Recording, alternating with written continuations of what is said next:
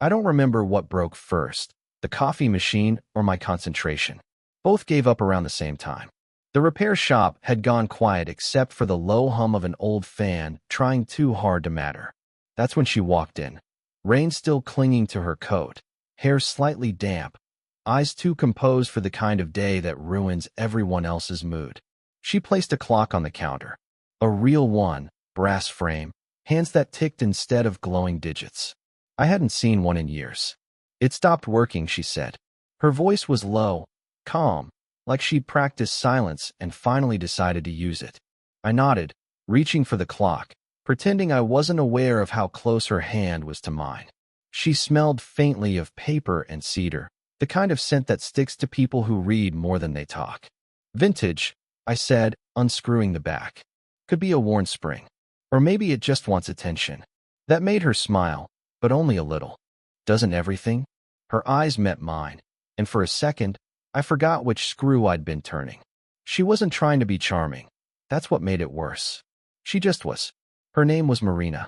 Mid-40s, though I only guessed that later when I caught the faint silver in her hair. She owned the antique bookstore 2 doors down.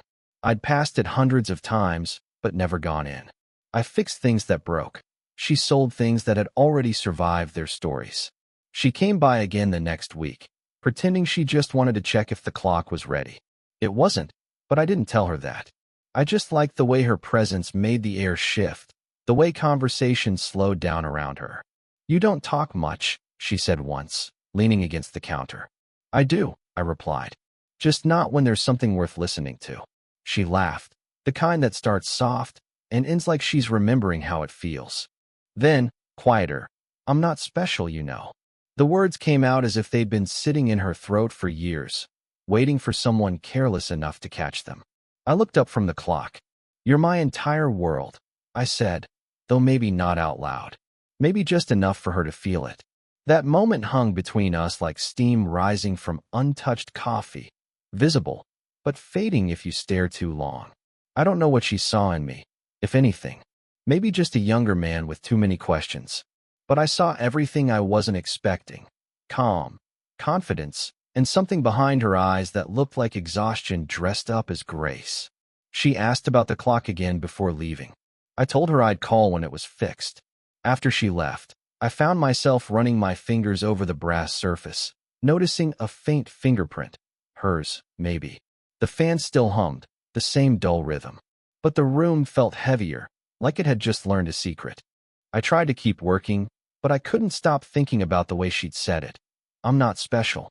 People usually say that when they're daring you to prove them wrong. And I would, even if I didn't know how yet. The second time she came in, she didn't bring the clock. Just a box of mismatched screws and a look that said she wasn't sure why she'd come at all. "I think these might fit," she said, setting them down on the counter. "For the hinge, maybe?" Her tone was polite, professional, even, but there was a faint tremor when she pushed the box toward me, as if the air itself had become something she had to move through. I nodded, taking the box, pretending to study the parts. "You didn't have to walk over in the rain just for this." She shrugged, pulling her coat tighter. "I had time. And a leaky roof." The way she said it, half joke, half truth, made me glance up. Her hair clung to her temples, a few wet strands framing her face.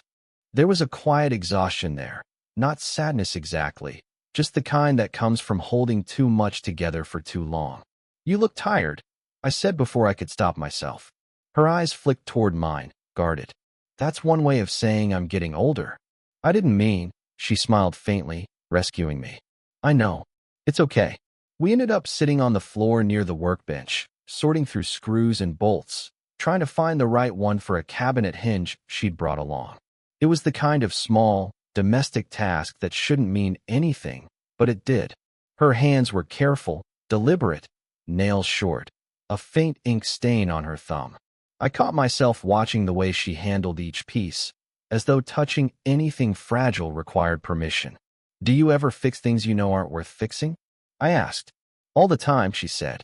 Then, softer, "But sometimes I just need to feel like something can be put back together." She didn't look at me when she said it. She was staring at the screw between her fingers, her voice caught somewhere between confession and habit. The rain outside softened, turning into a slow drizzle. I could hear the faint ticking of another clock on the shelf, steady, patient, like it knew better than to interrupt. I wanted to tell her she wasn't the thing that needed fixing. But words like that belong in movies, not in rooms that smell like rust and rain. Instead, I passed her a screw that almost fit and said, "Try this one." She took it, our fingers brushing for just a second, and the air around us changed. Not with thunder, not with any grand moment. Just a small, electric stillness, like the world had paused to see what we'd do next. She looked up, searching my face for something I wasn't sure I should let her find. Then she exhaled, almost a whisper. "You really should lock your door when it rains. People wander in." "Maybe I don't mind," I said. She smiled again, but this time, she didn't correct me. And when she left, I realized the room smelled faintly of cedar and rain again, and that I didn't want it to fade. It was late again, too late for her to still be at the shop, and too early for me to admit I'd stayed behind just in case she came by.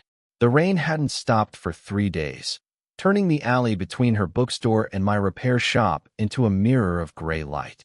She showed up just before closing, carrying 2 mugs and a half-wet paperback tucked under her arm.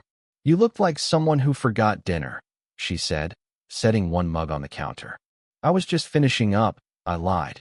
The coffee was lukewarm, but it didn't matter. She leaned against the counter, hair loose, a few strands curling from the humidity. The room felt too small for the quiet between us. She asked me about the clock, not because she cared about it, I think, but because it was safer than asking anything real. "Still not ticking," I said. "Some things take time." She smiled at that, though her eyes were somewhere else. "Everything does, even the things we shouldn't wait for." There was something in her voice, a small crack she hadn't meant to show. I wanted to ask, but I didn't. Instead, I noticed her hand trembling as she took a sip of coffee. "Are you cold?" I asked. She shook her head, eyes on the rain outside. "No, just remembering something I promised myself I wouldn't do again." She didn't explain. I didn't push. But the silence that followed wasn't empty. It was full, heavy, alive. A phone buzzed on the counter. Hers. The name that flashed across the screen was short, familiar, Daniel. She turned it face down without reading the message. "You should," I started. No, the word was sharp, immediate. Then softer, "Not tonight." She looked at me then, really looked, and I saw everything she was trying to hold back.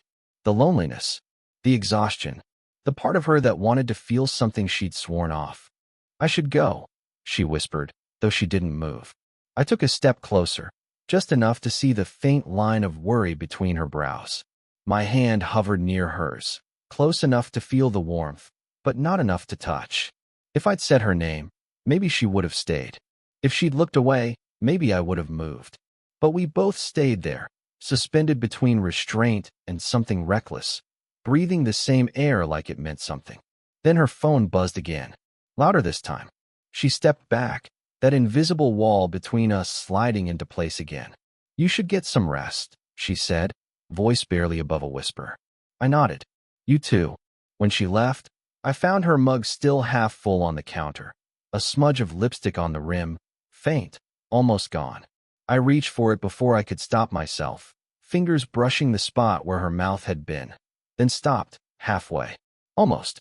Always almost. Days passed without her stopping by. The rain ended, but the silence stayed. I tried to fill it with work, repairs, invoices, anything that didn't look like waiting. But everything I fixed only made me think of the one thing I couldn't. Then, one evening, she appeared again. No coat this time. Just a pale gray sweater and the kind of tired eyes that make you forget what you were angry about. "You weren't at the shop," she said. "I took the day off," I replied. Didn't know I needed permission. That made her smile, a small, worn-out kind of smile. "You sound like someone who wanted to be found." Maybe I was. The words slipped out before I could catch them. She walked further in, her presence rearranging the air like always. The clock she'd brought weeks ago still sat on the counter between us, untouched, unmoving. "You still haven't fixed it?" she asked. Didn't want to rush it, I said, avoiding her gaze. "Some things break different." She took a deep breath, hands clasped, then released them slowly. We shouldn't keep doing this. Her voice wasn't harsh, just honest, like it hurt to speak. Doing what? I asked, though I already knew. This, she said, gesturing vaguely between us. Whatever this is. The words hung there, fragile. I wanted to say something clever, something that would make her stay, but all I managed was, "You keep coming back." She exhaled, eyes softening. That's the problem. The silence that followed wasn't peaceful anymore. It was sharp, full of everything we hadn't said. She looked at me, really looked, and I could see the war behind her calm. "I'm not supposed to need this," she said finally. "Not at my age. Not like this."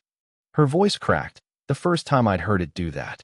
I took a small step forward, the distance between us shrinking until I could see the pulse in her throat. "It's not about age," I said quietly. "It's just, you make things feel real." She closed her eyes at that, like the words stung and soothed all at once. "You don't know what you're saying." "Maybe not," I whispered. "But I know what I feel when you walk in that door." For a long moment, she said nothing, just stared at the old clock, still frozen, its hands stuck between minutes. "Maybe that's the mercy of it," she said softly. "Not everything broken wants to be fixed." Her voice trembled on the last word. I didn't move. Neither did she. We just stood there, breathing the same air, pretending it wasn't the last time we'd be this close without crossing something we couldn't undo. Then she stepped back, eyes glistening but steady. "Don't wait for me," she said. "Please don't." And she left, leaving behind only the faint sound of the door chime and the unbearable quiet of a room that finally understood what it had lost. A month passed before I saw her again, long enough for everything to dull, or at least pretend to. I told myself she'd forgotten, that I should too. Then, one morning, I found a small envelope slipped under my shop door. It was cream-colored, folded once. My name written in small, careful handwriting. No return address. Inside, a single photo, black and white, slightly creased. A younger version of her, standing beside a man in front of that same bookstore, his arm around her waist. The smile was the same one she used when she didn't want people to worry. On the back, in fading ink, "Daniel and I, 2009. No note. No explanation. Just that. I don't know why I kept staring at it. Maybe because she looked happy, or maybe because she didn't look like the woman I knew now. That evening, she walked in. No warning, no apology. Just the faint scent of rain and that same quiet composure she wore like armor. "You got it," she said, glancing at the photo on my desk. I nodded. "Why send it?" She hesitated, then sat down on the workbench stool, hands clasped tightly. "Because you deserve to know who I used to be." Her voice was steady, but her eyes weren't. "I thought Daniel was the one," she continued. "He died 4 years ago. Heart attack. We'd been distant before that. I told myself it didn't matter anymore. But it did. I didn't say anything. Just listened." She laughed softly, but it wasn't a happy sound. "You remind me of him. Not his face, just the way you listen, like you don't need to fix me to understand me." She looked down at her hands, twisting the ring on her finger, a thin silver band, probably one she'd never taken off. "I keep trying to see you for who you are," she said. "But some days I see him instead. And I don't know if that's fair to you." Something inside me shifted, not jealousy, not pity, just the quiet ache of realizing she wasn't running from me at all. She was running from ghosts. "You don't have to explain," I said. "But thank you for trusting me with it." Her eyes softened, wet around the edges. "I didn't come here for forgiveness. I just didn't want you to think I was cold." "You never were," I said. "Just careful." That word seemed to break something in her. She exhaled, shoulders trembling slightly, then looked at me. Really looked, like she wanted to memorize the moment before it slipped away. "Maybe that's the problem," she whispered. "I was careful with everything except you." For a second, I thought she might reach for me. Instead, she brushed her hand along the photo, tracing her younger self's face. Then she left it on the counter, eyes down, voice barely audible. "Keep it. Maybe you'll see what I lost better than I can." When the door closed, the ticking clock on the wall finally started again, slow, uneven, alive. And I realized that nothing between us would ever be the same. It had been weeks since she left the photo. I kept it tucked inside a drawer, though I'd memorized every detail. The way she'd leaned into him, her unguarded smile, the light that felt impossible now.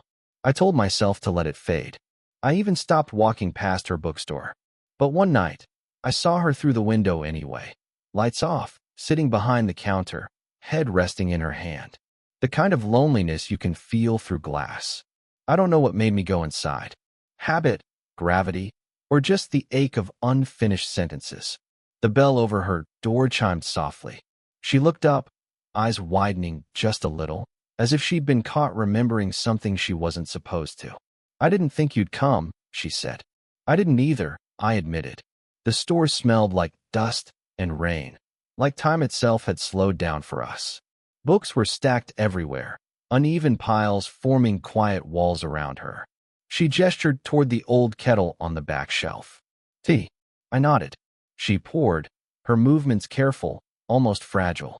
Neither of us spoke until she sat across from me, 2 mugs between us. "I've been thinking," she said finally, "about that photo. About you." I waited. "I keep trying to make sense of it," she continued.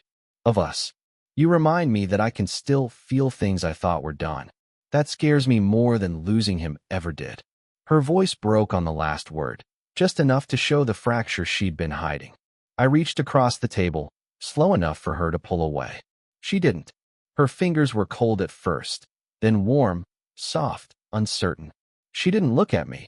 She just stared at our joined hands like they were something dangerous. "I don't know what this is," I said. "I just know it's real." She nodded, eyes shining in the half-light. Maybe that's enough. The silence that followed wasn't heavy anymore. It was full, not of fear, but of something steadier. Acceptance, maybe. She leaned back, exhaling deeply, a quiet surrender in her posture. "You know this can't be simple," she said. "I don't want simple." That made her laugh, soft, tired, genuine. Then she shifted closer, close enough that I could feel the warmth from her sleeve brushing mine. No kiss, no promise, just proximity that felt like confession. After a while, she rested her head lightly against my shoulder. Her hair smelled faintly of tea and old paper. Neither of us moved. Outside, the wind pressed against the windows, gentle and constant, like it was asking to be let in. When she finally spoke again, her voice was barely a whisper. "I don't want to start over," she said. "I just want this, right now, to be true." I nodded, my thumb tracing slow circles against her hand. And for once, there was nothing left to fix, nothing left to explain. Just 2 people sitting in the quiet, finally allowing the world to stop spinning. The clock on the shelf ticked once, then again, and kept going. It's been almost a year since that night in her bookstore, the one where everything got quiet enough for the truth to finally exist between us.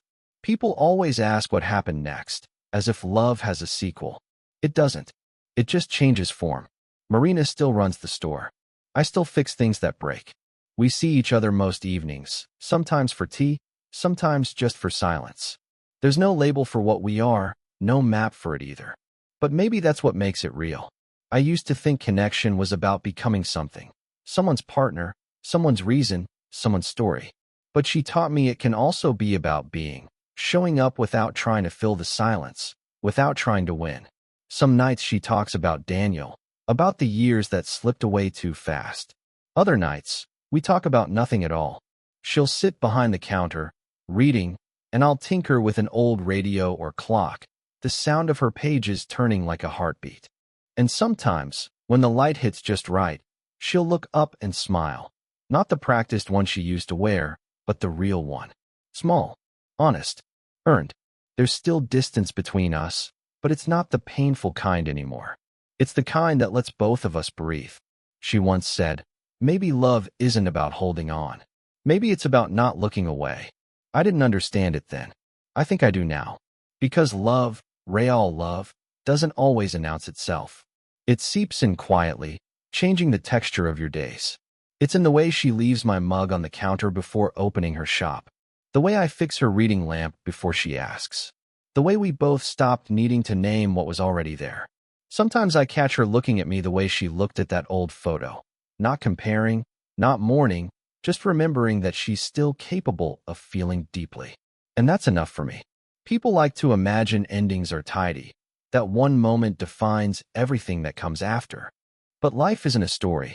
It's a collection of unfinished sentences that somehow still mean something when spoken aloud. So, if you're watching this, maybe that's the point. Not every connection has to be forever to be true. Sometimes the person who enters your life for a season leaves behind a version of you that finally makes sense. And if you've ever met someone who made the world fall quiet, even for a second, maybe you'll understand what I mean.